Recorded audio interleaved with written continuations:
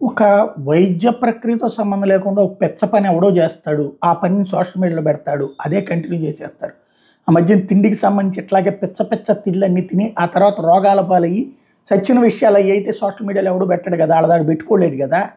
అట్లాగే ఇప్పుడంట సాధారణంగా గురక లేకపోతే సరిగ్గా నిద్ర పట్టకపోతే నోటికి ప్లాస్టర్ వేసుకుని పడుకుంటే పడుతుందని చెప్పి ఎవడో పెట్టాడట. దాన్ని చూసి ఇంకో నలుగురు ఐదుగురు అబ్బో మేము కూడా అంతే అని పెట్టారట. దాన్ని చూసి ఇప్పుడు చాలామంది గురకొచ్చేటటువంటి వాళ్ళు లేకపోతే వాళ్ళ ఇంట్లో గురక తట్టుకోలేకపోతున్నటువంటి వాళ్ళు నోటికి ప్లాస్టర్ వేస్తున్నారట. అట్లాగే నిద్ర సరిగ్గా పట్టట్లేదు నోటికి ప్లాస్టర్ వేసుకుంటున్నారట. ఇది చాలా ప్రమాదకరం అని చెప్పి వైద్య నిపుణులు సూచిస్తున్నారు.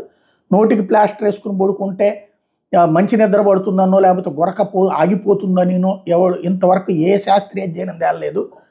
దానివల్ల ప్రాణాంతకమా కాదన్నది ఇప్పుడే చెప్పలేం. కానీ అట్లాంటి ఒక చెత్త సంప్రదాయాన్ని మాత్రం పాటించొద్దని చెప్పేసి నిపుణులు సూచిస్తున్నారు.